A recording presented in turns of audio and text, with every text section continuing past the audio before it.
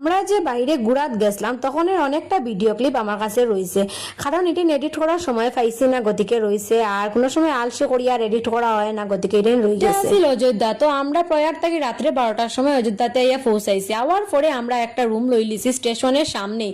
রুমটা খুব সুন্দর আছে, এটার সেকেন্ড ফ্লোর তাকিয়া রাম মন্দিরের চূড়াটা দেখা যাইত। তো আমরা আর দেখছি না।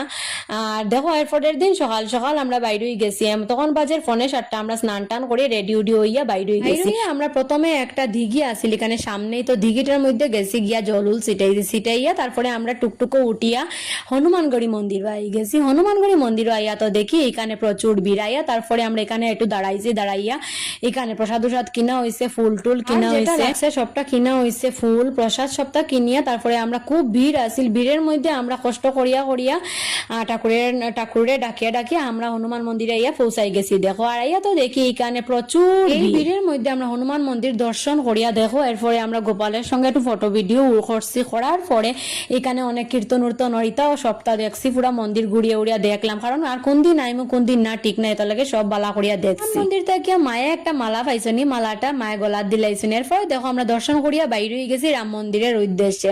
রাম মন্দিরে দেখো আমরা আইয়া পৌঁছাইও গেছি, একটা টুকটুকো করিয়া আইসলাম, আইয়া পৌঁছাই গেছি। আর রাম মন্দির দেখিয়া তো আমি কইয়ার যে মানে যেরকম ভাবছি না এর থেকে হাজার হাজার গুণ সুন্দর। মানে একটা ইমাজিন করছিলাম যে ওরকম হইব, কিন্তু এটার থেকে হাজার হাজার গুণ সুন্দর।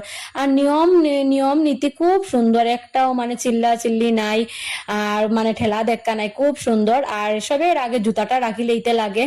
আমরা দেখো মানে কতটা লাইন আছে, এই লাইনে যে যেদিকে পারে যায়। এই রাম মন্দিরটা আমার কাছে শুধু একটা মন্দির না, এটা একটা ইমোশন, কারণ এই মন্দিরের লাগিয়া প্রায় 500 বছর কোর্ট কাছারি হওয়ার পরে 500 বছর পরে এটা রায় পাইছে, এরপরে রাম মন্দিরটা প্রতিষ্ঠা হয়েছে। আমরা পুরো সাইড উইড দেখলাম কত সুন্দর রাম মন্দিরটা। এখানে দেখো একটা মূর্তিও লাগানি।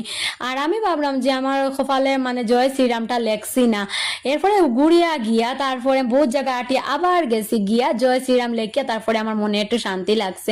এরপরে দেখো রাম মন্দির দর্শন করিয়া আমরা আই গেছি প্রসাদ খাওয়া। এখানে প্রসাদও খাইলাম। মন্দির প্রতিষ্ঠা হওয়ার পরে আমরা সবের ভিতরে একটা আসিল যে কোন দিন রাম মন্দির দর্শন করবো, তো ঠাকুরের আশীর্বাদে রাম মন্দির দর্শন করলাম। মন্দিরের ভিতরের দৃশ্য দেখি আমি পুরা মুগ্ধ হয়ে গেছি। মোবাইল নেওয়া তো দূরের কথা, একটা সুতা পর্যন্ত নিতে দেয় না, এত সুন্দর। যেরকম ভাবছি এর থেকে হাজার হাজার গুণ সুন্দর। মন্দির দর্শন করার পরে আমরা এই গেছি কনক ভবন টেম্পল। এটা খুব সুন্দর মন্দির, মানে কিনারে, এটা বেশি দূরে নাই। তো এরপরে আমরা অযোধ্যা কয়েকটা মানে মন্দির দর্শন করছি। কনক ভবন টেম্পল দর্শন করার পরে আমরা গেছি গিয়া দশরথের বাড়িত গিয়া খুব সুন্দর লাগছে। যদিও আমরা ফটো ভিডিও করতে পারছি না, করা যায় না, করতে পারছি না। অযোধ্যার মধ্যে আমি একটা জিনিস দেখলাম, যেদিকে